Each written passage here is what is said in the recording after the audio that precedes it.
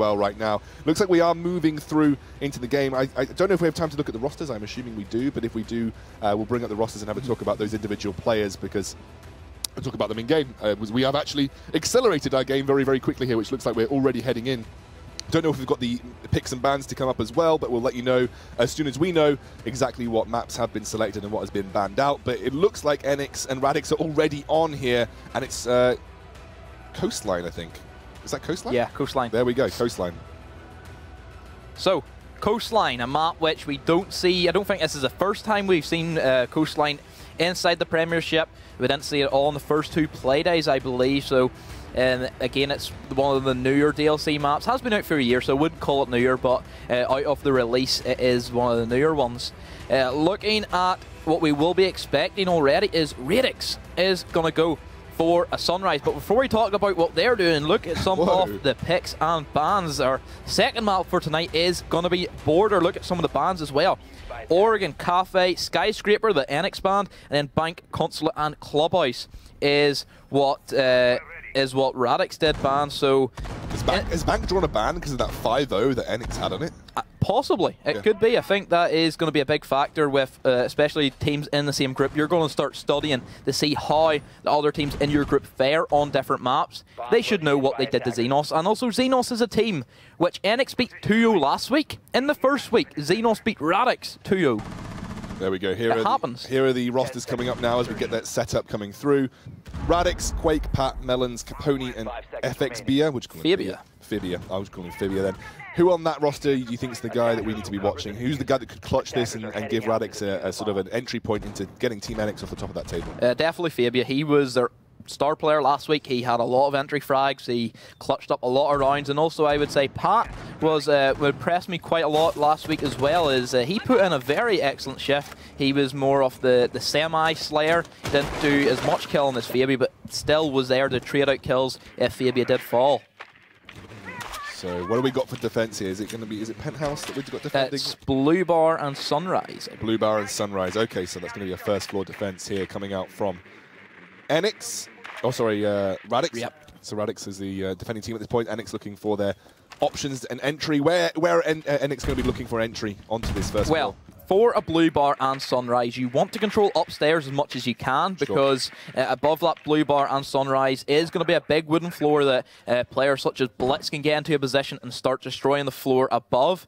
This is also, Coastline was a map that won up and Enyx played on Friday night, and Enyx did win 6-5, so it was a very close game, but nonetheless Enyx did put on a good showing, especially Madman, who is going to be that main star player for Enyx, and he is always going to be that decisive factor if Enyx clutch up the round or if they fall short.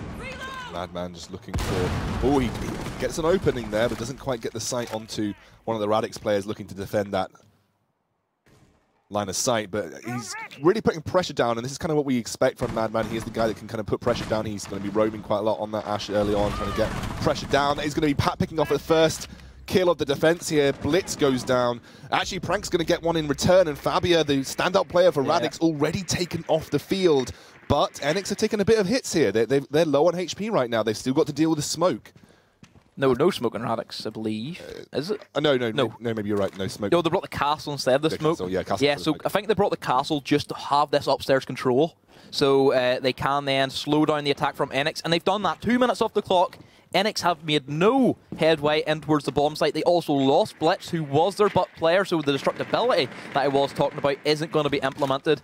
Still do have Madman with them breaching around, so he can open up some of the floor with his Ash Launcher, but only 2 spots. But at this stage, they're going to get the hatch off. Still do have Candela devices, so they can start trying to push it and play aggressive, as Havix is going to look to aggress onto Quake.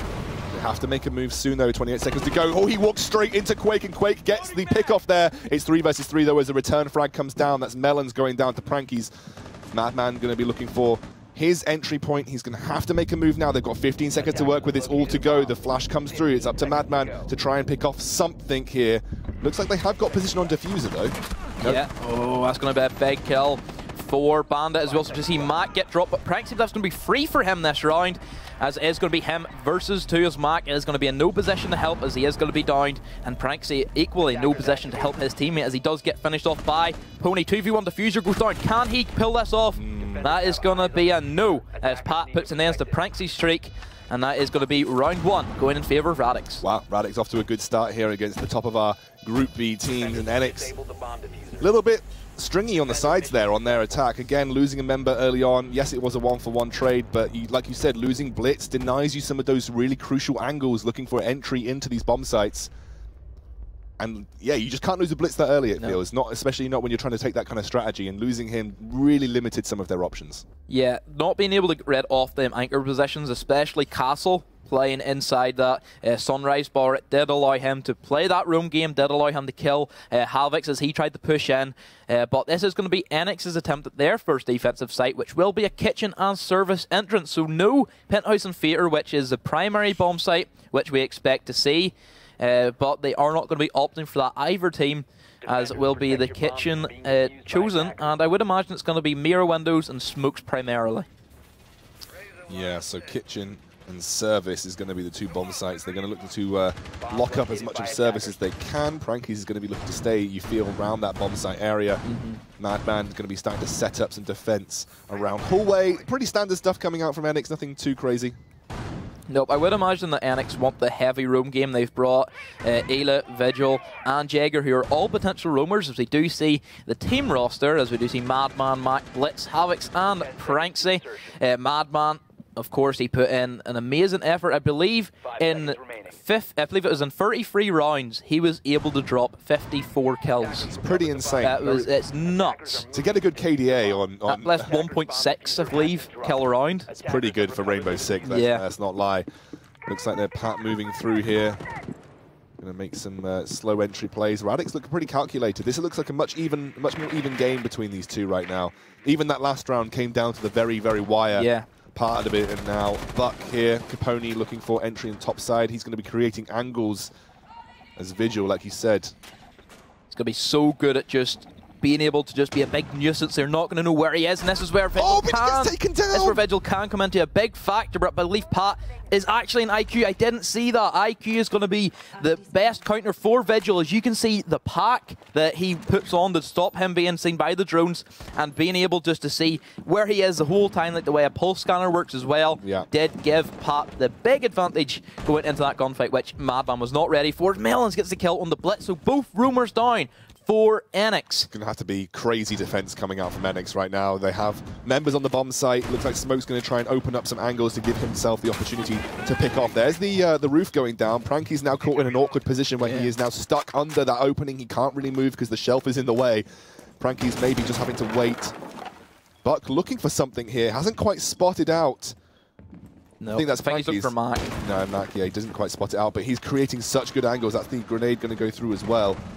They do get a return kill. Pranky's actually managed to find something on that angle. That defense strong from him, and a 3 versus 4 is recoupable for Enyx. They can make their way back into this. Still one more roamer, which is going to be Havix, who could come in to a big factor, especially pushing from that security room, as we do see Mac getting dropped by Melons. As in Havix, like we were talking about, playing that roamer, does get the trade out on the Quake, but this is going to alert them to their position. But IQ is going to be on the other side of the wall, as he is going to go for the peak.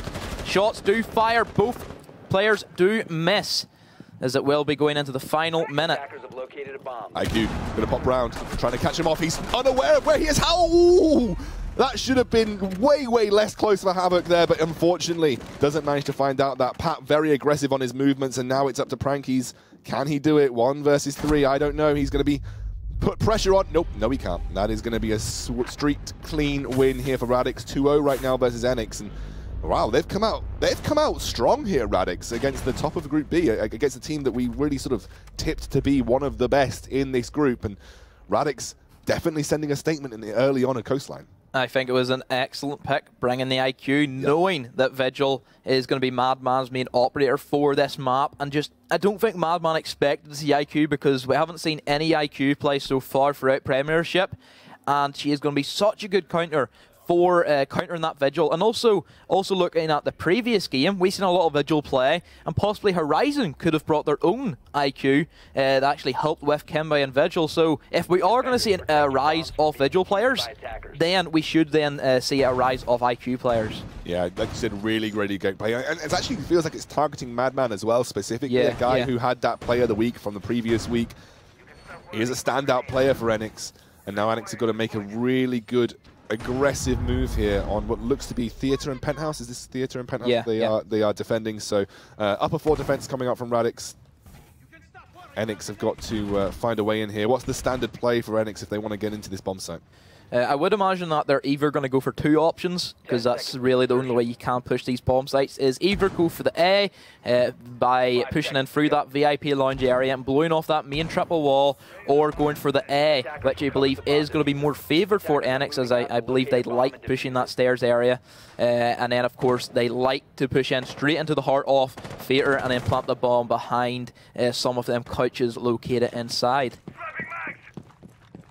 Ash. Madman again on Ashes looking for. So they're sort of playing it slow. They want to make sure they know exactly where the roamers are from Radix. They don't want to get caught out by that. They did lose a couple of those early 1v1 frags in this series. Yep, this is where Mac, or not Mac, it's going to be Havoc's actually doing that drone, and he is going to be that main support. Oh, that was good from Madman. This is where Madman starts to switch on now. Whenever he has a bit of momentum behind him, he's feeling confident, his thumbs are feeling fire, then he can start to do damage to your team, and he is just going to be the main factor if you win a round or if you lose a round. I love that phrase, by the way, Demo. We don't get it in the PC world. Thumbs on fire. Yeah. we don't get it in the PC world. Oh, Madman, that's the kind of play. He knew exactly where he was going right there. He knew exactly where he had to pick someone off. He ran round, he was aggressive, and that's the aggression that you've talked about from Madman before. He can be that aggressive player, but he can also play, like we saw previously, he can play a calculated round. Oh yeah. He's one of the smartest players on the game. He just knows the angles that he has to use. He knows the perfect counter, but also equally Blitz can do a job as well, as he gets the kill on the pack. That's going to be Radix's 2 roamers down. And this is where Enyx can start to make their way in towards the bomb site, as I believe it's going to be a VIP launch push they're going to be opting for, as we do see Thatcher and Thermite, the 2 main hard breaching operators, are going to look towards that area. Yeah, they have that man advantage. They still have huge amounts of utility to work with as well. Blitz just opening up. So, he actually gets an under-the-floor kill. He's looking to pick him off right now, but the floor unfortunately saving him, so they do just get the down. As well. They do just get the down. Is this opportunity now for Enyx to try and move in, knowing that down has happened, opening up the entire floor. He's still down right now. No one can get him up. He's going to go down further, and it's just up to what looks like Smoke and Mira to defend this entire bomb site. 50 seconds. I don't think it's going to be enough for Smoke to stall out the entirety of the round, especially whenever Enyx do have the manpower just to send 3 guns going towards the same area. You might kill 1, you might kill 2, but that last man will be able to kill you whenever you do run out of ammo. But Havoc's is going to get a kill on the Quake, as Madman wants his kill to be the final one, as he is looking towards that A bomb site. Feels like Enyx have just turned the switch now after that 2 losses. The diffuser goes down. Mira versus the world. This will be a hard comeback for Mira, and unfortunately won't happen, as Madman gets another pick off. Very clean round. I think Madman really was the instigator of Enyx's success here. Fragged like crazy that round. Really did. Yeah. The way we were talking about last game, where we think 1UP designed their strats around Kizza playing that Smoke, who is going to be that main controlling factor like we talk about, where they more set up for wasting a lot of time, and then in the final seconds that's where they win. Enyx are more revolved around keeping Madman alive, because everybody knows what damage he can do whenever he does have that momentum, and whenever they put him on operators such as Ayla, such as Vigil, and Ash, the main slayers who have some of the best guns in the game, that is where he starts to get scary, and he can just start ruining teams, and that's the way Enyx really do build around, is just 3 roamers at a time, getting Madman into the building, trying to clear out most of the rooms. Enyx now setting up here on what looks to be Billiards and... Is that Billiards and... Yeah, Billiards, Hookah Lounge. Billiards and Hookah Lounge. That is going to be their defense. We've seen a nice variety of bomb sites. Yeah. Gets to see the different tactics. That's what I like as a new, because I am new to Rainbow Six, you know. I'm not a veteran Rainbow Six. Really? Yeah. Never would have guessed, right? Never would have guessed. Hey, Demo, what's going on in this? What's going on in this strategy, Demo? Because I haven't got a bloody clue. That's how it's gone the entire evening. But you know, I'm fairly new to Rainbow Six. I've played a little bit of it on PC, but it's nice to have a boy like Demo next to me who can explain everything to you guys at home. He's very, very knowledgeable. I recommend you go follow him on Twitter. Thanks. But it's just nice for me to see all the different strategies and the way that you explain them as well. It's great to see the teams enact on them as well. Now Radix going to start scaling, looking towards Roof. Or at least towards second floor. The one thing about Coastline is that every bomb site is defendable, which is, it falls under the same categories such as maps like Consulate and Bank, who is typically favoured away just because they're so strat heavy, and you do have to do your research. Equally with Coastline, both these teams have done their strats, it seems to be, as we're seeing every bomb site. I believe this is going to be our final bomb site pick, which we haven't seen yet, which is going to be Billers and Hookah Lounge, and Enyx, they seem to be going to try and control that aquarium area, and also equally control Hookah Lounge. So they do want to make sure that nobody can just push in from B, having mirror windows equipped, which, as I've said, is going to be that best way of controlling that particular bomb site, and then equally having a good roam game with all these late rotates that they can go down for, as we do see Blitz lurking in the background, ready for Buck pushing in towards this corridor. Blitz, yeah, on Jaeger, just looking for an option. Ela, Madman also trying to find roam. Some heavy roam coming out from Enyx right now. Tight defense of Hooker and Billiards as well. Like you said, Aquarium, and trying to control hallway as much as physically possible. Yeah, Blitz has been spotted out now, right, though? Yeah, he's going to get spotted out straight away. They have an idea where he is. As soon as a roamer, the thing about roamers is as soon as they shoot, you have to move position because they're going to know exactly where you are. They can get a drone on you and they can just start, go for the pre-fires, go for frags as well, as you are dealing with Bucks in these scenarios. But still, all roamers up for Enyx and Radix still have yet to get in a position where they can pressure the bomb site. Very slow, though, from Enyx. They're not taking any risks, and that's a first frag going over to Havoc. He's going to pick up that first one for Enyx. This looks like Enyx playing on a different level from those first two rounds. They kind of... Oh, another one! Havoc gets two! How do you walk in? It's like a conveyor belt for this man. It happens. I've done it plenty of times where somebody just keeps pre-firing, but you never think... He's not going to keep pre-firing for this long. He's going to stop at some point, and then whenever you think he's going to stop, then you run in and they start shooting again. But we do see the refrag going down on the prank side. But then Havoc's with a free piece this round, as that's going to be Fabia taken out, as it is going to be a 4v2 going in Enyx's favour. Suit, jacket, waistcoat, that's a three-piece done. He's going to get the four-piece as well. Havoc has cleaned up the entire of the Radix lineup. That's the socks to boot. Just needs to finish off a pair of classy gloves. And has one member to take down. He wants it. He wants the clean sweep. He's going to go for it. He wants the clean sweep. He wants the ace. No! How do you steal that, Madman? Why do you steal that? He's not happy. Why do you steal that? Oh, my word. Havoc had the angle you didn't need to worry. Oh, he's going to be unhappy. Yeah. He's going to be unhappy. Especially for Havoc, who I've never known to be the main slayer for Enyx. He has always been that support role, playing that Thatcher, playing Castle, who you're known to be more support, as he's going to be picked for particular strategies. Isn't a free speed, of course. But that was just pretty much a corridor of death for Radix. He just wanted to push down that white corridor. They had nobody trying to get up towards that aquarium balcony, which could have been another angle they could have used, but... They ran down, it was a south hallway conveyor belt of death. It was just a bit, it was a bit silly. You don't push down the same corridor your teammate just got slaughtered from, and then another guy got slaughtered from, and then another guy.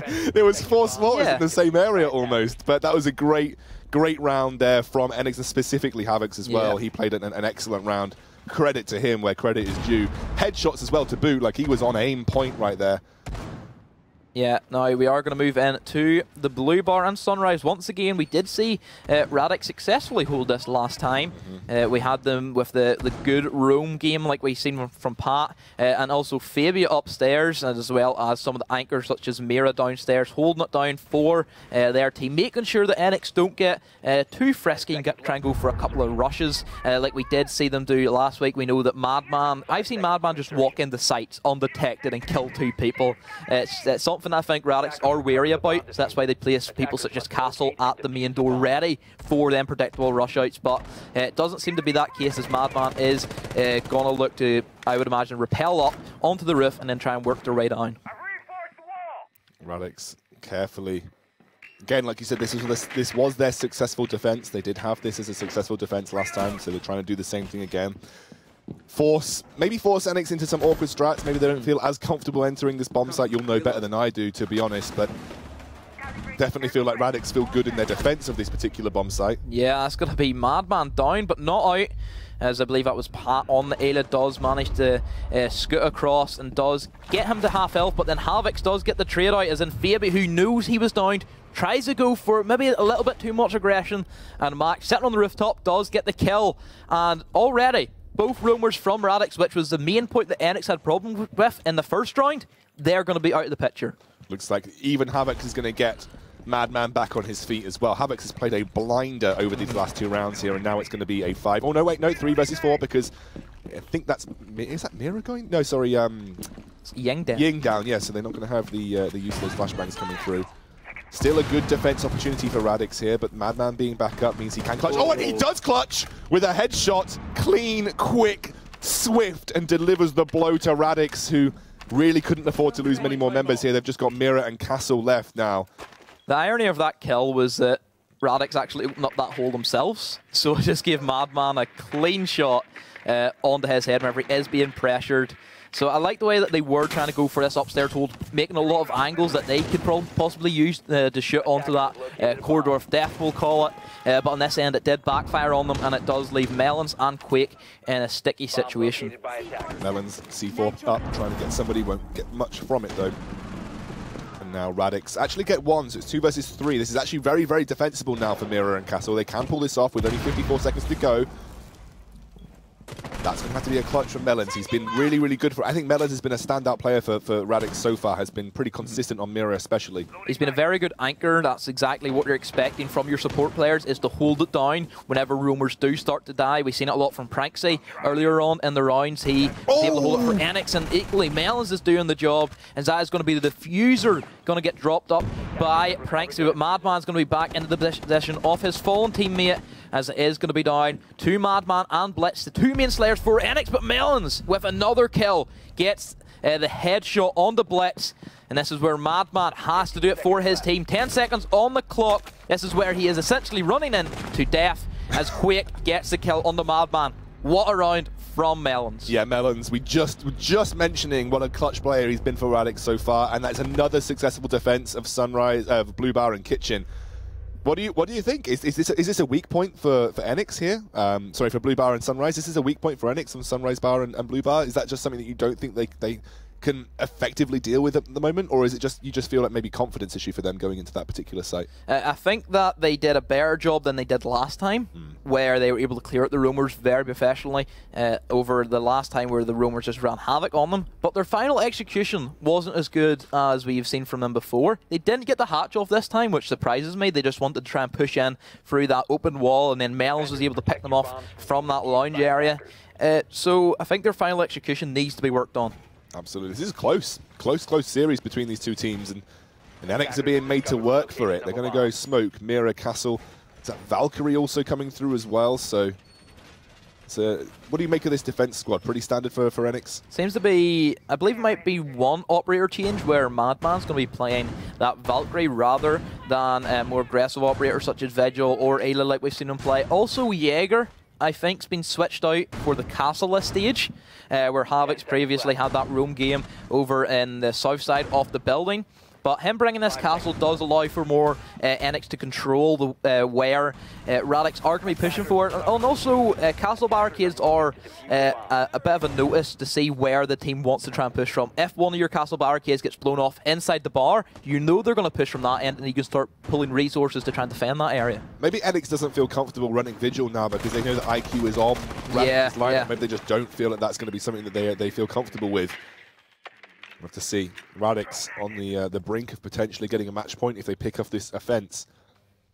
Yeah, they did 2 in a row last time as well. You've got to remember they did a quick 2-0 2-round to Blitz, and I think it's been 2-2, and if Radix with this, it'll be another 2 for either squad. That was so close. I think Madman just nearly walked into his death. He spied him. Oh, Fabia is going to get the better off Madman. That was really close to call. That was like one of those things where you see someone in the street and you're like, oh, and then you're sort of trying to go one side and they go the same side as you. It was just a bit awkward until someone got the kill. But that's a good pickup now for Radix. They're going to get Madman, who, you know, like we said, had been an excellent presence in terms of roam for Team Enyx over the course of the last few weeks. Fabia living up to his name, though, getting that 1v1. Bit of a clutch player. Still one person upstairs who is going to be downed, as Pat does manage to get the wall bang, I believe, onto Ayla, and that's going to be the roam game once again out of the picture for Enyx, as Radix have been very impressive clearing out these roamers, but then the refrag as Pranksy gets the C4 from below on a very important character leading into this final half, which is going to be the Buck, so no destructibility on the side of Radix. Yeah, Buck just not going to be able to clear out and create angles, which is going to make that defense slightly easier. 3 versus 4, it feels a lot easier. As now a 3 versus 3 seems even better as Havoc, who has picked up another kill. Melons as well, taking out a key member of Radix. Melons has been so good for Radix over the course of the last few rounds, and Havoc's as well. Both, to me, Melons and Havoc's have been the standout performers from both teams. From 2 support players as well, which you normally don't see. I think both of the players are excelling more on defense rather than the attack, where typically we're seeing Fabi and Madman do most of the attacking work for their respective sides. But definitely on defense, it seems to be, is it going to be Havoc's clutch up the round, or is it going to be Melons? Yeah, that seems to be the way. The flashbang comes through. Fabia on this Ash, just looking for an opportunity to find somebody, pick off a kill. Pat's going to move through 2. Oh, wait, he just turned his head. He didn't think anyone was there after throwing a couple of grenades down, but it is a 1-for-1 trade in the end as Quake picks up Pranky's. Pranky's on the back end of things, and Quake picks up another. It's a 2 versus 1. Smoke can control these zones, though, remember. He could stall this out entirely. That's going to be 1, which is going to stop IQ pushing in, but he has to stop the other side, as that is where Quake wants to try and aggress, as also IQ is going to rotate with him, but he is just going to lock down that entire side. As does he expose himself to Quake? He does. As Mac, I think, was more cautious that they were going to push in from that reception area, but in the end, Quake was holding that kitchen corridor in a quite commanding lead. And that puts Radix onto match point, I believe. They just need to take this offense, and they're going to take this map away from Enyx, and that'll be a hit to the Enyx momentum over the course of the last few weeks. They don't want to keep dropping maps. They want to keep themselves firm in that top position. And as you can see, it's going to be Radix taking Jaeger, Mira, Vigil, Ela, and Castle, and it doesn't feel like Enyx are going to run something like IQ, so... No, they seem to be favouring this Ying quite a lot for Coastline. I think it's primarily for a Sunrise bar, because it's quite a small objective and it can clear out the rooms a lot quicker. Not so much for Kitchen, as it is very open. You can, whenever you hear a Candela being thrown in, you can then rotate to another part and then shield yourself away from some of them flashes, which could potentially hit you and then could potentially get killed from it, of course. But at this stage, Enyx still no different operators that we're seeing from them. No IQ like we've seen from Radix. Still the same old operators. Kitchen in service. Going to be the defense point here for Radix. They just need to take this defense, and they're going to take this map away from Enyx. That'll be a great boost for them and the squad as well.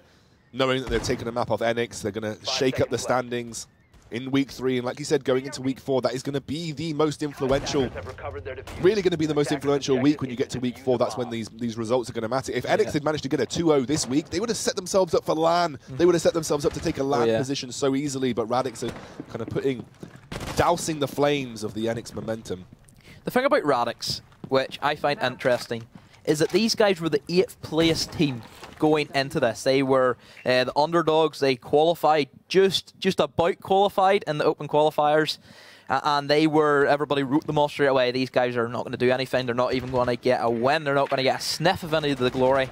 But they have proven a lot of people wrong by beating Infamy last week. And then also, the way it looks at it, they look to be taking a round off Enyx as well. Oh, the clutch doesn't come through. It felt like Capone had the drop on Madman there, but Madman gets the 1v1. This is great for Enyx, getting an initial pick on that Roamer. Now that Roamer is down for Radix. Radix have clutched this out, though. They have lost their Roamers before, and it has been down to Melons on that Mira, who's been super influential in defense. But Enyx, I don't think they're going to fall for the same trick twice. No. Enyx do have that pool room control now, so they can start working their way in and into that VIP lounge where Blitz can start bucking up the floor and get rid of these anchor players, as we do see him do that. As that's going to be Melons actually get a brilliant shot on to Blitz, as I thought that Blitz had that kill in the bag, but Melons again on fire tonight. Melons treating everybody's head like melons and shooting them straight off. That is a great piece of defense from Radix. Madman looking to find some sort of entry here. Another point that I want to bring up is the way that the Enyx, they're not really going heavy on the verticality. Blitz is bucking one spot, and then that's it. typically as buck players, you don't want to just buck one spot and try and go for the peak straight away. At least open up some more holes, because if you do take that risk of going for a peak after only open up one hole and you lose that, it puts your team at a really big disadvantage where you just go along, just make a ton of holes, and then you start peeking in and out. Exactly. You want to give your team the option, not just yourself as well. You want to open up multiple angles to make the enemy team think about those angles and potentially make mistakes. Thatcher looking for something, going for the 1v1. He's not getting it off. They know where a member of Radix are, though, so they can try and find another angle in. This is a very, very tense moment right now for Enyx. They need to find this entry, they need to find it clean, they need to try and pick off some of that defense, because the defense from Radix has been pretty stalwart so far.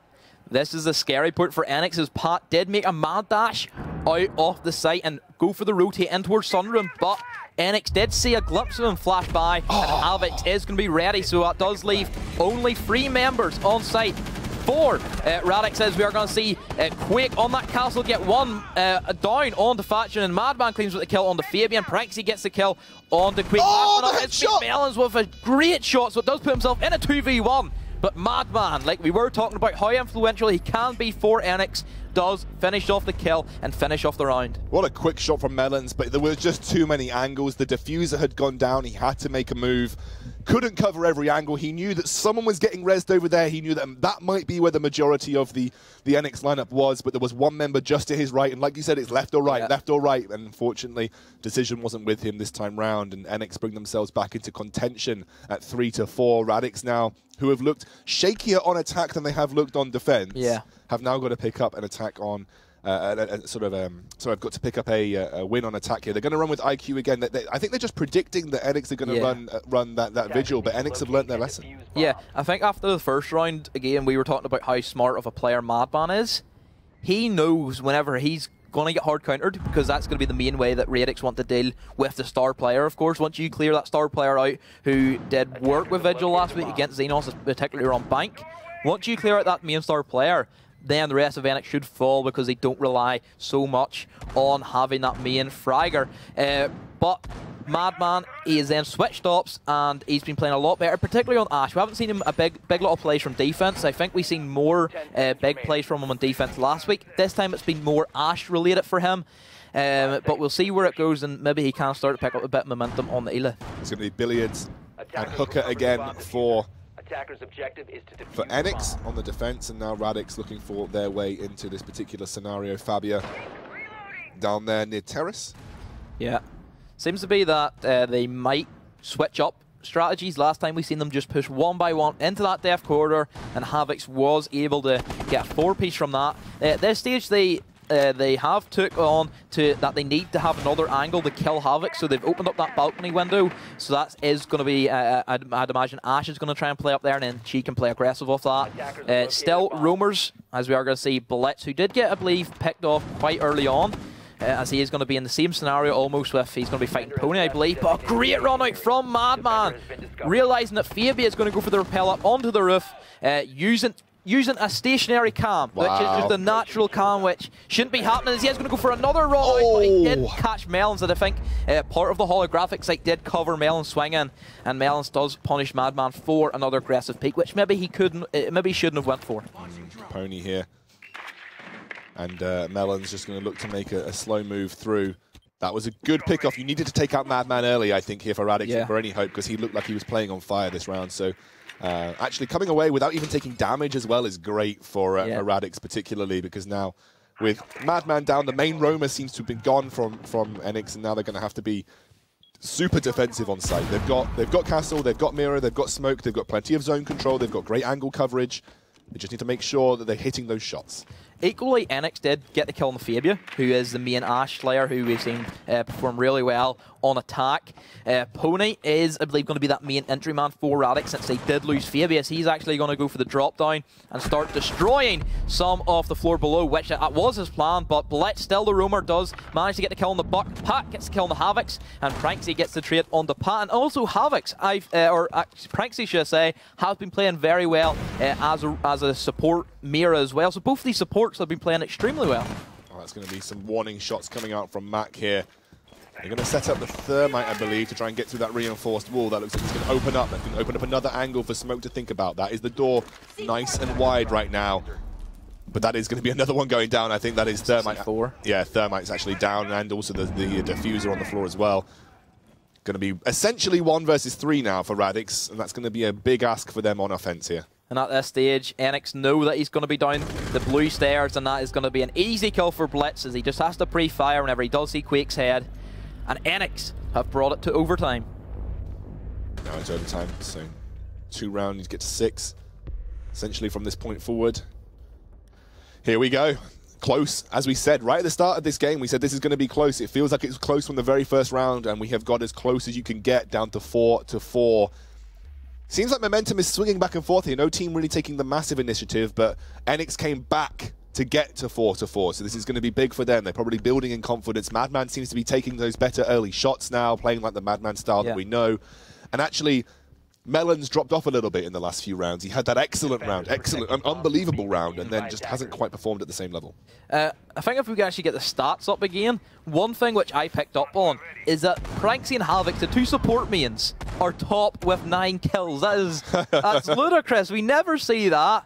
But they seem to be just getting into the rhythm, and they're doing more of the slaying than the actual slayers, which I find interesting. And you mentioned it's all been on defense as well. Like all of them have been just they've held their angles. And actually, if you go back and look in the VOD, maybe you'll go back and look later on, and you look at I think it was 2 rounds ago, Melons picked off a clutch headshot. Yes, he got taken out very quickly, but it was a snap headshot when he had the opportunity. So his reactions seem to be on point right now. Enyx, however, they are now attacking. Running with Thermite as well. They've got Buck there too, trying to open up angles. You want to see Blitz really open up more angles this time round. Try and get multiple angles opened up for Enyx. Make Radix think about those angles to defend. Yeah, that's been the main downfall. I don't think that they've used Buck to his best of ability, such as we've seen teams like 1UP, as we've seen Willow on the Buck. He was able to get rid of that entire kid's bedroom on Oregon, just being able to go in the kitchen and just be a real nuisance for Mira, as then she had to start moving about, and then she was pushed out of position, and then one by one they fell. We're not seeing the same kind of stuff from Enyx. They are more focused on all of them pushing into one area and trying to overwhelm Radix whenever they do have the man advantage, clearing out these roamers. I like this mirror window inside the aquarium, also coupled with this castle door. This aquarium gives complete lockdown control of hookah lounge and also that billiards, and part of that main corridor. And then that castle barricade is going to stop anybody pushing in and trying to get an easy kill onto that main weak point. But I think that Madman is going to go on a bit of a mad rush like we've seen him do and just get inside the bomb site within 2 minutes. Mac, as we did see, gets the kill on the Melons, and Fabia does get the trade out, but we are going to see Enyx actually pull off, not go for the rush, and play a bit more slow. So Ying traded for Mira here, so stalwart defense piece from the Radix Esports roster has been lost. Melon's one of the clutch top fraggers so far in this series, and Enyx now into a 4 versus 4 scenario. See how this one works out for them. They still have some entry, they still have Blitz, they still have Ash, they still have Thermite. They've got lots of opportunities to open angles, find those kills, make Radix work for that defense, which is kind of what you want to do as the attackers. As Blitz on Buck moving around here, just going to get a scout out with the drone, try and find an opportunity to open up an angle and get an angle kill. You know, open up, get that kill, open up, get that kill, get the sight off. You know, that's what they're looking for. We're going to see Pony drop Havocs, as Enyx this time didn't choose to clear these roamers, as they are going to start rotating around and just getting into different positions that may catch Enyx by surprise, especially Pony playing onside that roof balcony area, which people may not expect to look up to, as we are going to see Madman across the corridor, does run in to Pat, I believe, on that Ayla, but then Pony on that balcony does get the call out and gets the kill on to Madman, and also believe that Fabia got a kill as well. And Blitz can't find the clutch, and Radix going to take the first overtime round here. So close, but Radix have looked just better on defense in general. Looked very clean on their own defense strategies, and like you said, the 8th place team coming in here. Yeah. They've been really impressive. Yeah, absolutely. And then we're going to move over to Enyx. It really feels like it has been defense favored on this map, particularly. It's like you said, every bomb site is defendable, very easily defendable on this map. And that does make it more difficult for the attackers, because often, you know, like for instance on Clubhouse, you know, there are just a couple of bomb sites that they just won't ever defend. Just 2. It's only 2. Exactly. You won't ever defend top floor on Clubhouse. So you know the strategies that you want to pull off. You know that you're only ever going to scout the bottom 2 bomb sites in most cases, unless someone throws a curveball at you. It's a lot more information gathering here on Coastline. You got way more information gathering. You know, you need to sort of figure out where people are. Strategy's a little bit harder to enact. Everything, all different bomb sites are defendable. So defenders just having a field day right now here on Coastline. That's the thing about having all bomb sites defendable. As an attacker, you don't know where they're going to go. You don't then have the ability to pick the operator which best suit that. You have to pick an all-rounder. As we were talking about Clubhouse, if you know they're going to be downstairs, Buck, Habana are going to be great. Open up hatches, open up that kitchen, and then if they're in bar and stockroom, then you just bring a fur manufacturer, Blackbeard, just push in, and you have an idea of what the attack's going to be.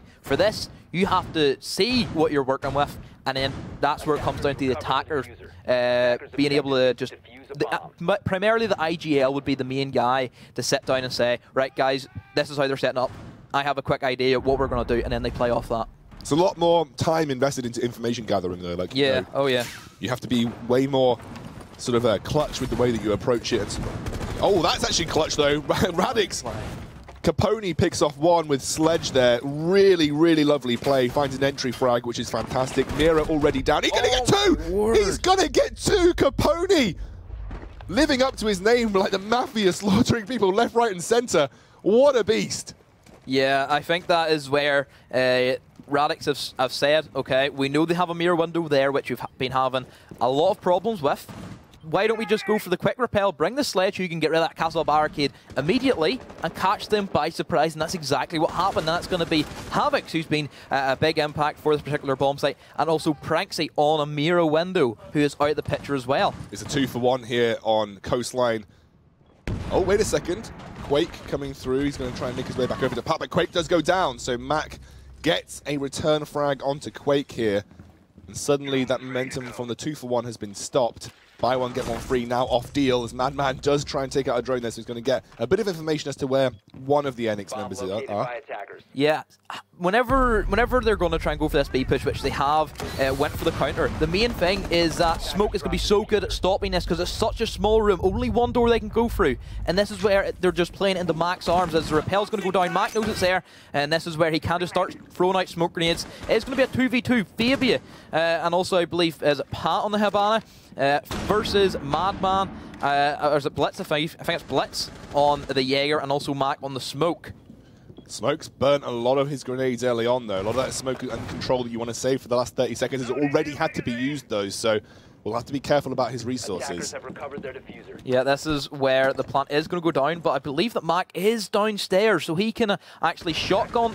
He can actually shotgun the diffuser. We have just seen that happen, as Fabia is going to be stuck in a 2v1. Did try and get the kill on the Blitz, which would have helped him a lot in that scenario. Bring it to a 1v1, but it is going to be a 2v1, and Iverman from Enyx is going to try and stamp him. He is just going to run into the arms of Blitz, who is going to welcome him with a shot to the body, and we go to our 11th round. Clutch from Blitz and Enyx in general there. That was such a good start for Radix. A 2-for-1 deal right at the entry point, picking off through that mirror window. Mirror goes down, but somehow Enyx hold fast. I felt that Radix rushed it. Yeah. They thought they got really, really hypey off the fact they got a 2-for-1, right, and they ran straight into smoke. Yeah. They just ran into smoke grenade.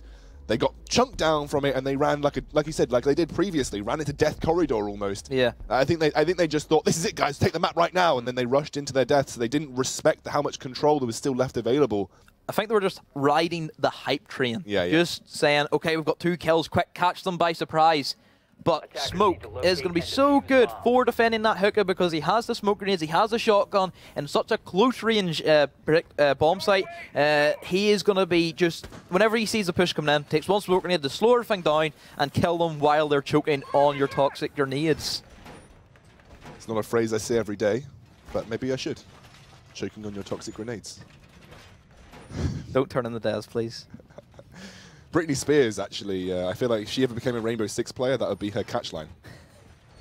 The taste of your grenade's so toxic. 10 seconds left. Right, on to the game. I think this is where we need to see now. This is a very important round, and we're talking about Britney Spears. What is this? Britney Spears is always important.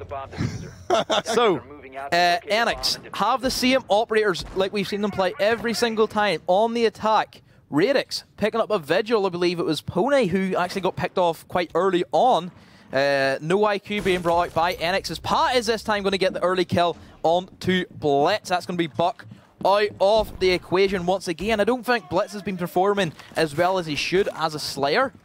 And especially being on a big important operator like Buck, who would almost fall underneath that category as a Thermite player, because he's so important to the team. You need to protect him. If he dies, it does put your team at a big disadvantage. Exactly, you can't open up the angles anymore. Suddenly the defense knows where they're going to have to defend without a Blitz, because Blitz makes Buck, because Buck makes it really hard to really get your defense set up, because you know that there's going to be angles opening up above you, there's going to be angles opening up in the walls, and with Buck down, suddenly it's a little bit more simple to control your angles, because it's, you know, angles are already going to be controlled by the map, more or less so than by Buck. So that's a big loss for Team Enyx here. And Radix doing what they've done all game, holding steadfast on their defense. It definitely seems to be a defense-favoured map for either of these teams. The attacks are looking pretty shaky to start off with, but sometimes we have seen the attacks pull through, where it's almost been a bit of back and forth. One round we've seen the roamers take out the attackers, and then the next round attackers take out the roamers, and then we just keep going back and forth, back and forth.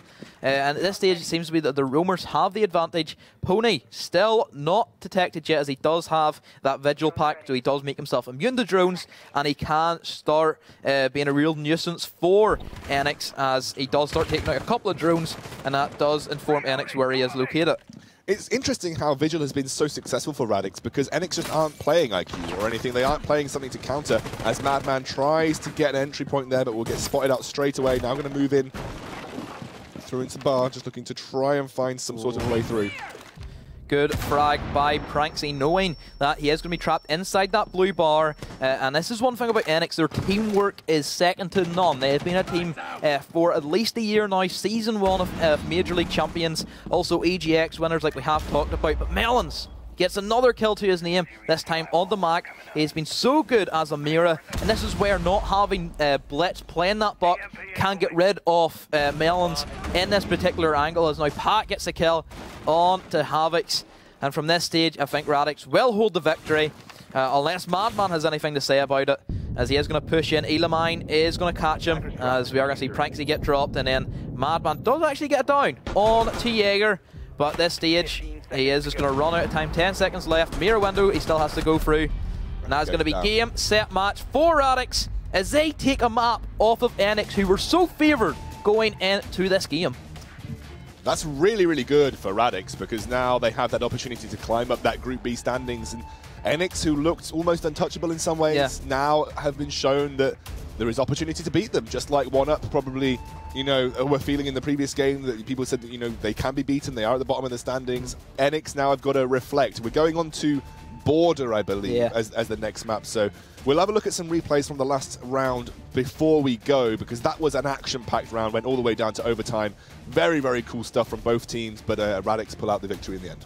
Yeah, Radix, they looked more dominant on the defenses particularly. They had a really good Sunrise and Blue Bar, which worked for them, I believe, 2 times out of 2. I think they had a lot of struggle attacking this hookah lounge particularly. We've seen some moments of brilliance from Pony going up, go for that quick push on that castle barricade, but then they did play in the max hands, playing Smoke, who's great for defending that hookah lounge. But Melons, I would definitely say MVP off that particular map anyway. He played out of his mind, especially from a support main. Really impressive today. Yeah, I think Melons was incredible, really on point with his fragging. This is one of my favourite moments, actually, Capone finding that double kill and getting one through the mirror window as well. But unfortunately, Radix couldn't convert off the back of this. Yeah, this is a great long shot by Pony, getting the upper shot onto Havocs. And that is going to send their team into a very commanding stage now. They have the momentum behind themselves, and this is where they're feeling, yeah, we just beat Enyx. Everybody said, oh, after that performance last week from Enyx, nobody can beat them. They've just went and done it. Exactly. Anything can happen. I say it time and time again. All depends on how the teams play on the day. Absolutely. Anything can happen in the Premiership. Everybody can take points. Our last place standing 1UP got a double win in the previous round. So still a lot to happen in these standings. I think this is going to be an exciting few weeks to come to decide who makes it to LAN. Let's take a look going into the next game, though. We're going to be going into Border. If I were to ask you straight up, between Enyx and Radix on Border, who would you favour? I'm going to say Enyx. Due to the fact that we seen in the first week, it was Infamy versus Enyx. Enyx 5-0'd Infamy. Straight up, 5-0'd Infamy. Brilliant showing from them. Then we look at week 2, where it was Radix versus Infamy. Radix won 6-5 against Infamy. Yeah, I don't know. So it's hard to call. I don't know if we've seen the community vote for this this game, but interesting to see if we can get that up on screen at some point, because it might be nice to know just sort of what the community feel like are coming through. Most people in your camp, by the way, this was for the entire series, so already the community has been proved wrong slightly. At Six Nation HQ, thank you for all of these polls. You've been a real help, and it's good to see kind of what the viewers are sort of expecting to see. But Enyx here, 74% to take the games and the series away. They're actually going to have to come back in this game to even give some sort of shred of that 74% back. Yeah, that's a lot. Like, that's a landslide in favour of Enyx. But Radix have proved everybody wrong. Nobody expected Radix to go and beat Enyx tonight. They've done it. If they go and take this next map off of Enyx, I'll just walk out. It's unbelievable. You'd imagine Enyx with that performance last week going up against Radix, who are the 8th seeded team. It's crazy. It's just Siege in a nutshell. That's what happens. All about how you play on the day. Pretty much esports in a nutshell, I feel, in some ways. Sometimes some teams who really are considered the underdogs can come out and have the games of their life. That's exactly what's happening here.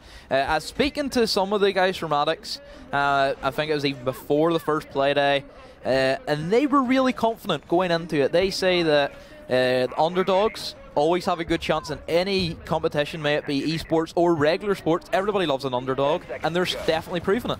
It looks like we've got, is it Archives and Armory? I think it's a Ventilation and Workshop hold, but they're going to try and defend Armory and Archives. I was looking at the wrong floor, because they were defending in Archives in that kind of area, but yeah, you're right, Ventilation and... the main bomb site's Ventilation Room and Workshop, and then they're going to try and attempt to hold defending this upstairs, primarily because if you're going to go for Ventilation Room and Workshop, you need to defend it, because all of that floor is destructible, and we've talked about time and time again with Buck players such as Pony and also Blitz. They can start to do some real damage if they're left unattended, but they have put up a pretty good hold having their mirror windows upstairs, and also some rumours, I believe it's going to be Havocs on the Bandit and also Madman on the Ayla.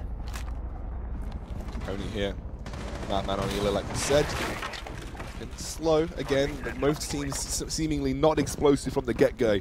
Really just looking to sort of eke this one out. Already an early drop from Madman, who you would expect to stay up there as long as he can. That's going to be a great nade by Pony.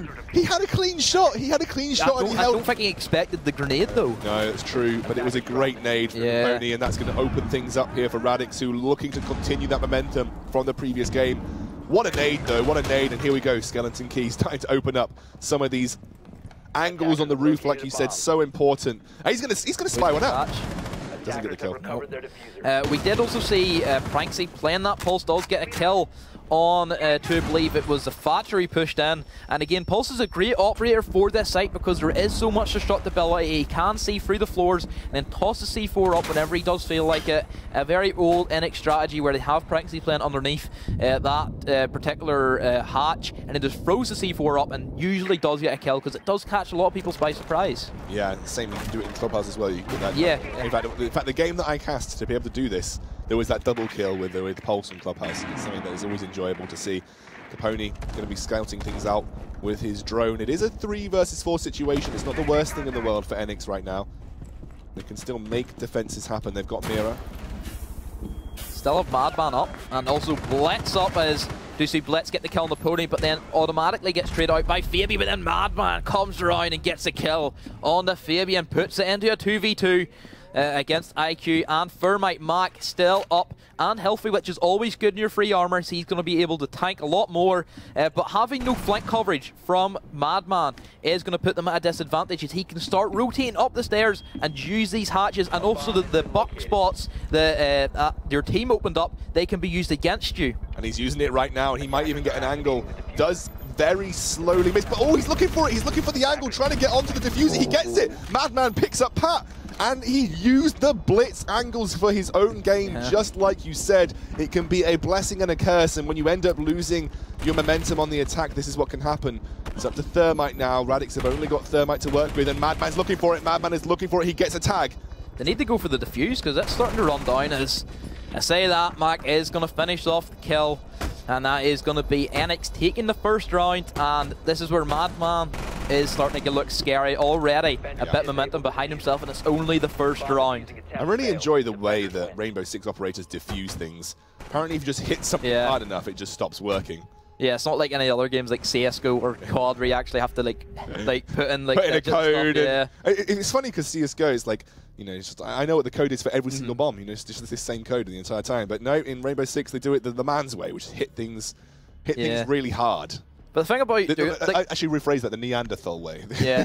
But the thing about doing it with beating it with your gun is it's actually going to be another sound that you can hear, because whenever you plant the bomb as an attacker, all you have to wait for is listen for the diffuser, and then from there it's very easy to pre-fire because you know he's going to be beside the bomb. Absolutely. Team Enyx come away with a initial pickup of a round here, which is going to be important for them because Radix looked like they could potentially run away with things again. Now Radix on the defense. Looks like they're defending top floor Archives. So they're defending Archives and Armory here. Yeah, it also seems to be that they want to control security, which is going to be a main point that many teams want to get into a position. They want to make sure security is clear, as that does provide a lot of rotation cut-offs for the attackers as they are able to control east stairs from this location and also the main stairs. This also does set up pushes for potential A push in towards the armory area via the box area, which is going to be the main 2 reinforced walls. Also sometimes is just taking control just for the rotations whenever teams want to go for a B office push. But typically what we're expecting from Border is teams are going to attack A bomb or they're going to attack B bomb, and it will be very clear to see what they favour as Enyx. They look to be spawning towards the east side, which does notify that it looks to be an office push and pushing in towards that fighting area as well. Yeah, office, you can already see the scaling coming on from Enyx as they try to make their way through. Going to start to get some drone information as well. Oh, that's going to be a big Twitch drone for Blitz. Twitch did get nerfed over the mid-season reinforcements. Our Twitch drones have went down from, I believe it's 20 shocks or 15, whatever it is, down to 5 on each of them, which a lot of the community said, oh no, that shouldn't have happened, that shouldn't have happened, how can she take out equipment? In my opinion, the only reason why you pick Twitch is to counter mirror windows for that particular situation, as she's going to be a big factor in getting rid of them, because the only other way you can do it is either outright nade her or go below, and going below then does put you at risk of roamers as sending a drone and you lose nothing from it if it does get destroyed. There we go, so you said big Twitch drone happens already. Team Enyx carefully and methodically gathering a lot. Oh, he missed it. Oh, close. They're gathering a lot of information here though. They're kind of getting a lot of info on those positions from Radix, especially those static defense positions, which are very important, knowing when you're going to take those angles and open things up. This is where I think they might bring Madman into the customs area just to cut off any rotates down the drop hatches, which Radix might want to go for and then rotate up east stairs or either main stairs or potentially just back in towards the bomb site. But it's quite interesting because Madman is going to use his Ash launchers not to get rid of castle barricades or perhaps barbed wire, but instead use it for a bit of destructibility like we would see with Buck. I believe the first blood did go in the way of Blitz as he managed to get the kill onto Quake. As Madman's still going to be skirting about downstairs, but the rest of his team are going to look to push in towards this office area. 4 versus 4 right now. Enyx losing quite a lot of HP on those trades. They're not looking healthy at all. Very, very few healthy operators left alive. That's going to be another one going down. Radix do get a 1-for-1 trade though, and it stays at a 3 versus 3. Pranks still left up and available, looking to hold the angles as much as he can here on the attack coming out from Enyx. Oh, this is where Madman is going to rotate towards the vents. He knows somebody's going to be behind there. Doesn't know which way. Going back to the 50-50. Oh, this is a knife! And Pat is going to get the kill on the Madman. And that is surely going to be detrimental for Enyx. Pranksy did get the kill on the pony, but Pat is actually going to get finished off by Pranksy. What a round from this man. The Thermite main putting in a shift. All hopes lie on Fabia to pull this back as he doesn't see the planter looking towards this fighting area, and he's actually going to be locked out off the bomb site by his own castle barricade. And let's see if Fabia can clutch it, as the Gandelas will also be chucked into him. And this is where I believe Enyx should take the round. Yeah, he's going to have to be so quick now to get out both frags and actually get the diffuser down too. What a clutch coming out from Pranksy there. I mean, Fabia now looking for his way in. He has to pick up a frag. They're going to separate out their members. He's He's going to have to make a peek around this corner here. He can't just walk straight into defend. He's got to assume that someone's there. He does. He knows they're there. He's going to take them off. And it is now going to be 1 versus 1. He's going for the diffuser, but unfortunately, I just think that he's going to get... going to be below. Is he... Is Pranksy not going to kill him? Phoebe's going to get... No, what? Defenders win. I would definitely... Oh, it's a big misplay from Pranksy. Going blue, thinking he does have the angles, but Phoebe is actually going to be out of that sight line. And that is going to be Radix somehow pulling off a victory after Pranksy going big for his team. What a round. Feels bad, man. What a round. Pranksy, he went to the bottom floor specifically. He went down to the lower floor specifically there. I don't know whether he was looking for an angle of a rotate. He was trying to stop a rotate coming out there, but he could have stayed on the top floor. He could have waited and sort of peeked when he was trying to go for the defuse. You can see that when it's happening. He could have gone back to the top floor and looked for that peek. I'm surprised that he didn't stay, because they had control of the bomb site. They knew Fabio wasn't on site because he probably would have shot them from Armory. Whenever you know there's also going to be a castle barricade locking him out, there's only one door he could go through, which was the office door. If both of them held angles at the same door, Fabio could not have pulled off a 2-tap in time before one of them did manage to get the kill. So I would say a big misplay from Enyx. Yeah, massive misplay from those guys, and that's not what they needed going into this. No. They potentially had the momentum to run away with this, you know, try and get one of those 5-0 performances that we know that Enyx are capable of. But Radix, I mean, you can't fault them. They have clutched when they needed to, and that's been really important. Whether it's been Melons, now Fabio stepping up. You mentioned at the start of this series that Fabio was a guy to keep your eye on. He has the potential to be the stand-up player here for Radix. Certainly proved it then. Yes, by a bit of luck. Let's be fair. It was a luck and a misplay from Team Enyx, but sometimes that's what you need. Sometimes a bit of luck and a misplay is what you need to get those rounds under your belt. Just that tiny shred of luck can put the round in your favour, or you might have bad luck and it's going to put the round against your favour, which just one slight thing out of place can change a round up completely, which is just Siege. That's what Siege does. Anything that goes wrong for either side, it can be a big factor if they win the round or if they don't. Fabio now opening up, roaming around on the Ash. Doesn't want to get caught out by one of these defensive roamers. Almost got peeked out there by Enyx somewhere, but does manage to get behind and is now going to start to rotate back down to the bottom floor.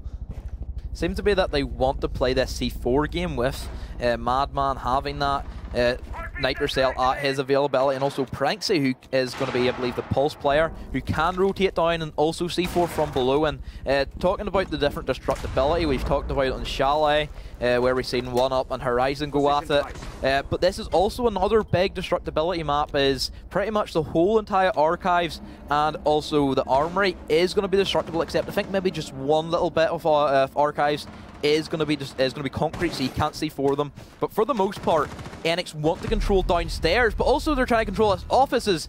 I believe Pony just went in with no drones whatsoever and did get caught out by Blitz. You mentioned Buck is important, and if Buck goes down in the early stages of the game, that really limits the way that you can approach a bomb site, limits those angles, and you just can't afford to lose Buck that quickly. Another member from Radix going down. That is going to be 3 from Enyx. Stalwart defense. Pat is going to get a return kill here. Oh, what a shot! What? What a shot! Did Pat just pick up 2? Yeah. Was that a clutch angle from Pat right there? That was a big, massive pre-fire, and what a shot, I must say. Commend him for that effort. But his team is still going to be at a disadvantage, as the man advantage is going to go in Enyx's way, and also having Bandit playing at the back of that Archives area, it's going to be awkward for Radix to get rid of him. Like we did see, I believe it was Ayla playing here last round, which was quite awkward for Madman to deal with. And also, speaking of Madman, he is still going to be downstairs lurking, waiting for his chance. We are going to see the aggressive pick from Havix. He's actually going to lose out in that battle as Pat gets the better of him. Big round from him, but I believe he is going to be left with 1 HP. 1 HP to work with. Doesn't matter if he gets the angles first, remember. If he can get that first shot off, that's going to be big, but you've got Mira and Valkyrie to deal with, and Mira really good at holding those angles. We've seen it a lot over the course of these last few games. Madman also has the position below. He's going to go for the reset to get his teammate back up to 50 healthy. They do have a little bit of time, not as much, but actually enough time to go for a quick drone, it seems like, as Quake is going to send that in. But at this stage, all Enyx need to do is watch where the diffuser is going to go in. And even though Madman is still going to be downstairs, so he can't exactly defend from above, like we were talking about with the Nitro Cell, Valkyrie can bring to the table, great round from Madman as he has done exactly what I was talking about. Beautiful from Madman there. He got the diffuser down. He held the angle on the only site that he knew they had entry to within 20 seconds easily. And then he just placed that C4 down, or the cell down onto the diffuser. Yep. Knew that once it got picked up, he just needed to click that trigger, and he got the kill. So Madman really nicely held on the defense there. Impressive stuff from him, and Team Enyx are going to go 2-1 up. The thing about that attack from Radix, they didn't choose to try and push the roamers downstairs. If I was calling the shots, I would 100% push them roamers out, because the C4 is going to come into a big play in the later game, like we did just see from Madman. And also equally, why bring the buck if you're not going to use the buck to its full advantage by able to go downstairs and get rid of them anchors inside maybe B or inside A. So questionable plays from Radix, trying to use Pony as a main slayer pushing in the office rather than using him for his tool. I know Blitz, I know a Buck can be good in these kind of slaying situations, but you feel like in certain bomb sites he is more utility than anything else. Open things up. Play him as almost a semi-supportive role, and then bring him in when you've got those openings. Then he can go on sort of a Slayer rampage towards the end stages of the round. But losing him so early, you're risking your Buck player being great in 1v1 duels. You're risking your Buck player taking those frags in a 1v1 scenario against the roamers, and that's just not a risk I think that you can afford to take, especially if you're not so confident in your own ability to clutch those plays. Yeah. So again, like you said it, you nailed it to a T. Let him do his job with his tool, and then once he's done that, he's opened up the angles for his teammates. Then he can maybe try and go for a couple of aggressive push, especially with Pony, who is going to be one of the more known slayers for Radix, and he can do some work as well whenever he is put in the right scenario. But in that circumstance, going in without a drone as well, it just didn't work for him at that stage. But maybe we'll see a couple more buck plays from him later on in the game. Absolutely. Enyx can't, again, very, very calculated. Madman has really been sort of opening up and taking those aggressive plays when he needs to. I've been, like, I think it's safe to say I've been very impressed with Madman as it stands. Yeah. He kind of had a tough first game, but this sort of set of rounds, we've really seen the potential of Madman being opened up here. He needs to continue that though, because Enyx aren't out of hot water just yet. No, I think this map definitely suits Madman a lot better than Coastline. I think him as a player, he likes knowing what he's going to push, especially being an Ashe main, especially whenever they are more one-way, head front. Okay, I'm going to push this, going to kill them, see what happens. Looking at Coastline, it was hard for him to know exactly what to do, because there was so many potential options which could have been played out, and also Coastline isn't a map that's played too often. But we are going to see Pony get a kill, and also Pat gets a kill as well, so Madman also Pranksy out of the way for Radix. A really good start for them, as they still do have the upstairs control. See you on the other side. Here we go. This is great for Radix. He's been tit-for-tat all the way through these series. One round apiece, one round apiece, one round apiece, all the way to overtime. It looks like that's the way it's shaping up this time round too. Enyx, they do have Blitz available and alive, so hey, you know, maybe Enyx listened to you there, keeping their important utility player to open up those angles, but alas, you have lost quite a few members, and you can see member also down sub 5% HP too.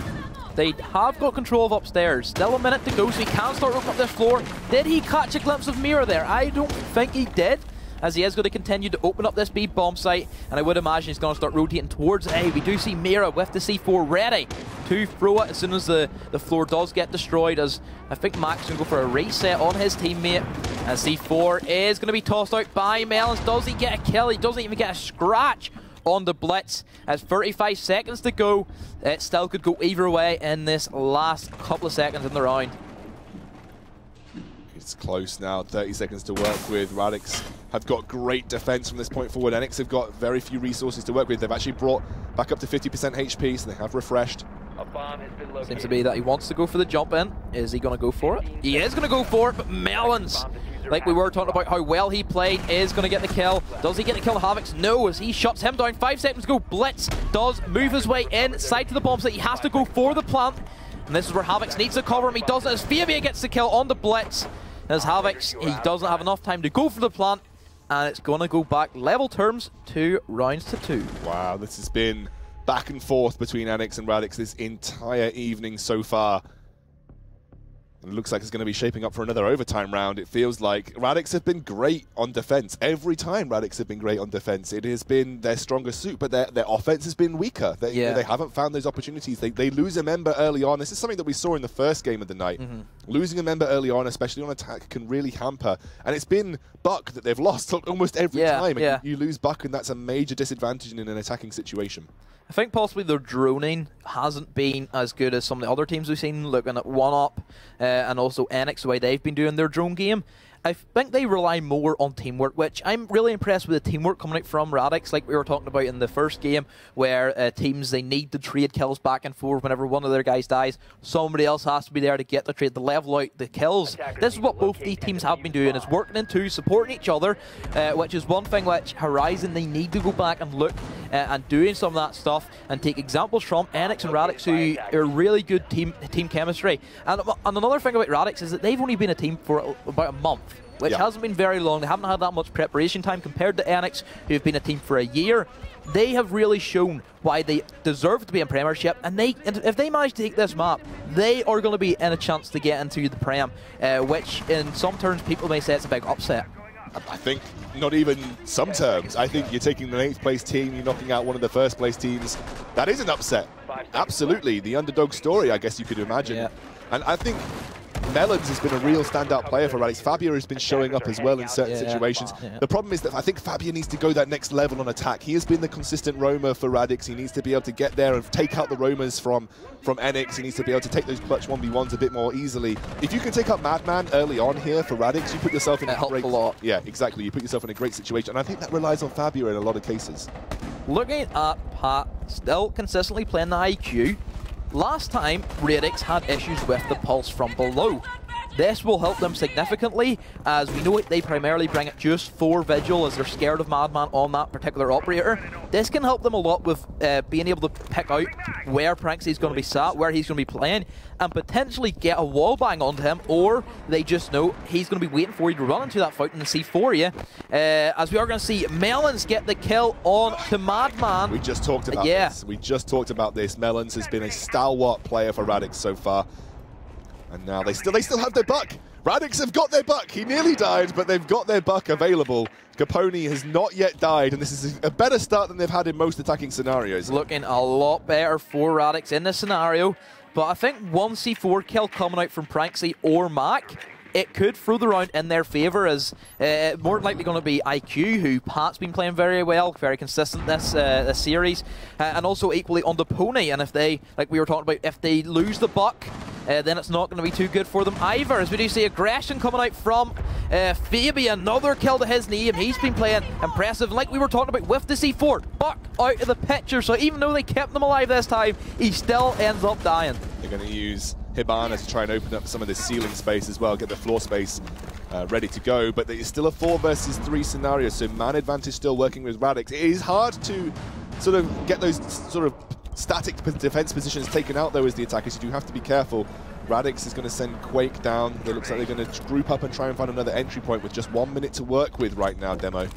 Yeah, no Hibana. Oh, actually, they do have Hibana, but instead they're going to use frag grenades. Still have a hatch, which typically want to Hibana off the hatch and then chuck a frag grenade, as that gives you an easy kill most of the times, but this time they're going to flip it. 42 seconds to go. Blitz. Important kill, because this sets it up into level terms, and it's still going to be a roamer on the hunt, as we do see him getting pincered by Fabia and also Melons, as he is going to rotate in towards that reception area, doing a great job as a roamer, just wasting more time, especially inside this final couple of seconds. Mac and Mira out of the sight. This is going to be so difficult. Radix takes down. It's going to be 2 versus 3, but 2 versus 2 as they get a return kill. Now Mira and Jaeger, the only 2 left available, and it looks like they're going to have to make the push now. Now or never. They're going to get the diffuser down. That is the diffuser down on the floor, and it's up to Pat. Pat gets 1. Can Pat get the second? It's Pat versus Mira. He has to plant the diffuser. I don't know if he's not got enough time. Has he got enough time? Oh. Mac has to respond. He's got to respond right now. Mac's moving through. He's going to get him. He's looking the wrong way, but he gets it in the end. And Mac cleans up. Enyx get the round. What a clutch situation. Pat putting the diffuser down at 0 seconds exactly. But it was such a good return move. Enyx get the round.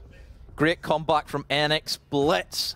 built a blinder of a roam game, a very late roam game, but still a roam game nonetheless, and really did put Radix in a really awkward situation. The diffuser right in the middle of the lobby, which is the biggest room on the map, I believe, and it's very easy for Mac and Blitz to work together and just pincer the attackers whenever they do have to go for the diffuser, and especially at such low time, it does make teams start to panic, and that's exactly what happened from Radix, and Enyx do take the lead, as we thought it was going to be Radix taking the league, but it is going to be them heading in to 3-2. Mira's been a standout operator for me. Whoever's been operating on Mira has always seemed to be coming out with these clutch final moments. Now Radix and Enyx again going head to head. This time Radix, who have been better on defense, and we've talked about this so much, but they have been better on defense. It is important to note that. And they're looking to maybe tie this up to 3-3. It's kind of been going that way. Like every time that Radix has defended, they've won. Every time that Enyx has defended, they've won. So it's all been. I think it's been. Has it been complete defense wins so far? I think it might be. Might be one, maybe, by team. Oh, no, it wasn't, because Pranksy choked that round. I think it might be all defensive wins. I think it's all defensive wins so far, also, another thing which I would love to see is Radix versus 1UP, to see who would win in the defensive, because both these teams, 1UP and Radix, I would say have been the strongest so far in Premiership with terms of defending. So if both of them do get LAN, that would be a really exciting show off to see. Absolutely. Let's see as Enyx now. We get those drones going out, try and spot out any of these Radix roamers. That's Radix, to be honest, Radix's roaming has been the least impressive part of their defense. It's been that static defense that has been, yeah, exactly, the anchors that have been the great part of their defense strategy. I often actually, it's suspect that Radix actually lose some of their roamers early on here, because I think Enyx are just better at these 1v1 duels. But when it comes to these anchors, those static defensive points, they have been brilliant. Melons especially has been brilliant, and that's been holding angles so well. That seems to be the play style of Radix. No buck, by the way. We've got a no buck on the Twitch. Yes. But I think the last time they attacked the armory, they brought the Twitch. Yeah. Because just to counter the Mira windows, because they know they've been having such trouble with Melons playing behind them. So a good counter pick for Enyx. This is pretty risky for Pat, because if he gets thrown down, gets spotted, it's a very quick peek that has to come out from Mac, I believe. And that should be a pretty easy kill for him, but at this moment they're looking to push the security room.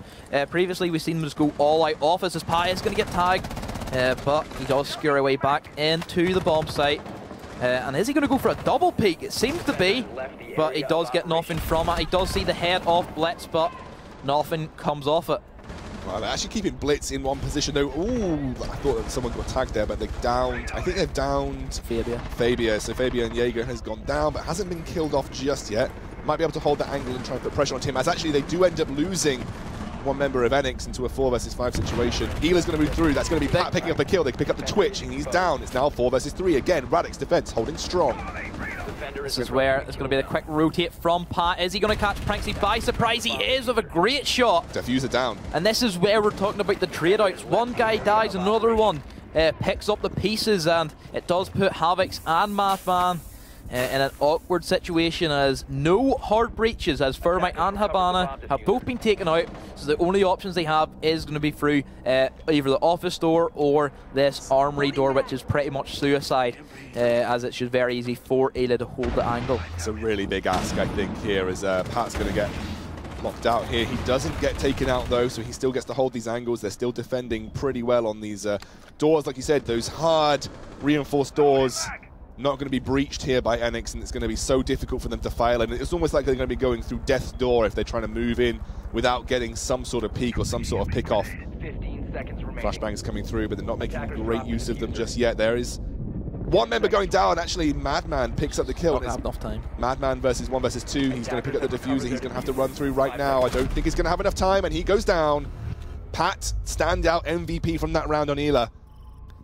That was very, very good stuff. And Radix, once again, I feel like I'm saying it over and over, but their defense is just good. Another defensive win. This series has been all about the defense, not so much about the attack, even though we have seen some moments of brilliance from both these teams on the attacks, but their defensive have been really strong. Seems to be that Radix favour the more methodical, slow play style, being able to hold different areas of the map. Enyx, completely the opposite, want to stay below and C4 them, and really make things awkward for Radix, and that does show the different play styles. Enyx playing a little bit more aggressive than Radix in this scenario. 1 for 1, 1 for 1. Both teams taking baby steps towards that big 5. This could be the opportunity for one team to try and take it away, though. If we get an attacking win here for Radix, if we get them picking up an attacking win against Enyx, they set themselves up to a great position to take this second map as well. But they need that attacking win. They have not been successful on it so far. Neither have Enyx, really, but Enyx have looked better in attack than Radix have in most cases, because Radix end up losing Buck, especially super early on, which has not been great for them, if I'm completely honest. It's definitely a message we need to send to Pony is don't die, because you're so valuable to your team. You need to stay alive as a Buck player because you provide so much utility with that skeleton key. You can go below and just rain havoc, may it be from above or below equally. And it does help whenever you are pushing into the site, and that's maybe what you'd like to see from Enyx, bringing a Buck and going below and getting rid of these anchors, which they've been having so much problems with. But it's learning points to take away for both these teams. Let's see what's going on as Radix moves slowly through. I think they've been way calmer here on this initial opening round right now. I think, if I'm completely honest, they rushed in a lot of times. I don't think they quite know exactly what they want to achieve on these early sort of stages, but Radix Fabia picks up Madman. That's exactly that Roma kill that we talked about needed to happen. Fabia versus Madman, and Fabia does get the better of it. Is this the opportunity now for Radix to push through and get this win? Funny thing about that was Pony nearly died again. Nearly died again off a spawn peak. That's one thing. Madman, I think, maybe getting a little bit carried away. I think Radix have Enyx nailed to a T. They know exactly what they're going to do. I've seen no just crazy moments from Madman this game, to say the least. But for the most part, they seem to be playing slow, methodical. They're covering each other really well. It comes back to whenever we're talking about the team chemistry from both these teams. Blitz in a very sneaky location that we don't really see too many people playing. Just in at the back of these offices, and the drop hatch is going to be available for him if he does get pressured. Enyx here, still one member down, but they have actually managed to recuperate from that. Haven't suffered too hard with losing their Roma just yet. Like you said, Capone's not dead, so that's always a good thing for Radix. And Hibana, Fabia just looking for some sort of distraction. Actually getting peeked from somewhere. Didn't think it was the wallbang. There we go. So I think that's just going to be a wallbang coming in at Fabia, so he does still walk away with most of his life, as that's going to be the bandit charge getting rid from that mirror window. Mac does get the kill onto Melon, so that's going to be him taken out of the equation. That's going to be a hard breach option inside Thermite, but he does lose the mirror window in the process, so he does have to fall back into the site even deeper. Looks like Fabia and Pat are stuck on this side of the site, though, so they kind of know where they're coming from, and they aren't really changing up their strategy. They're just looking for the 1v1 kill. That's a grenade going over the top, doesn't quite get much work done. And Mira's actually moved and changed position here. They're into the bomb site. They're into the bomb site, but they're back out again. They think that's too easy. They're like, well, surely we can't just run into the bomb site and get that plant for free. This is where the smoke grenades, I would imagine, are going to start to be chucked out by Pranksy, as that's going to control that main B door and also the B bomb site, as it seems to be that Thatcher's going to plant on the other side of the B bomb site towards the that single window and balcony. Oh, what a clutch there from Pranksy. Good shotgun to the face to Pat, but the fuser does get planted, as it is going to be down to Blitz and also Pranksy and Mac to clutch this out. Gas grenade is going to miss, as he does get through the wall. Pony.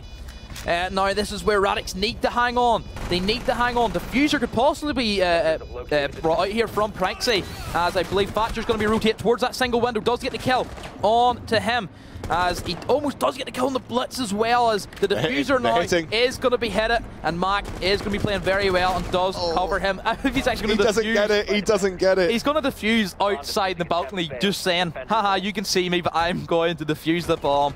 Big plays from Blitz, and Enyx, match point. Didn't get the angle there. And Enyx now just need to win an attack. Someone needs to win an attack on border eventually. Can Enyx do it this time round? We'll have to see if they bring out anything particularly interesting in terms of operator choice. Looks like Capone's actually going to go towards Vigil. I think might be one of the first Vigils that we've seen here on border. Yeah. Seen him a lot playing Coastline. Yeah. Didn't work, I think, as they expected, as he didn't do that much. But maybe just an operator change-up might help him in this circumstance. We haven't seen IQ pulled out for Enyx much, so looks like Vigil's going to get away with it for free. Hibana, Thermite, Thatcher, look, lots and lots of hard entry coming out from Enyx here.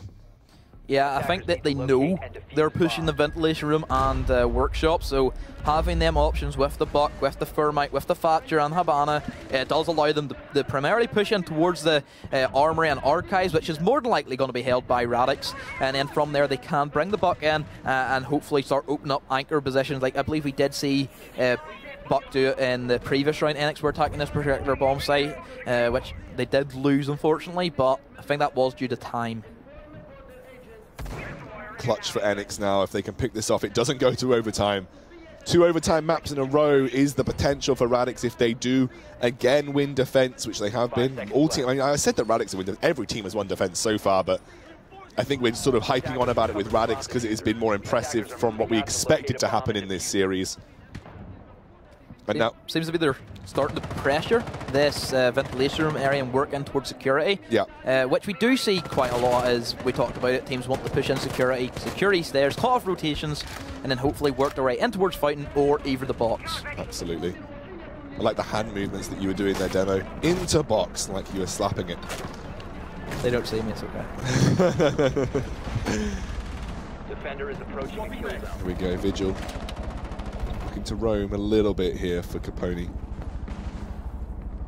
Quiet start to the game, no one getting picked off, and I think both teams realize the importance of this round particularly. Fabia going for the 1v1, loses. This time Madman gets the kill. I mean, Madman takes a boatload of damage, but he gets the kill, and that is all that's worth it, because that is going to be a huge pickup for Enyx.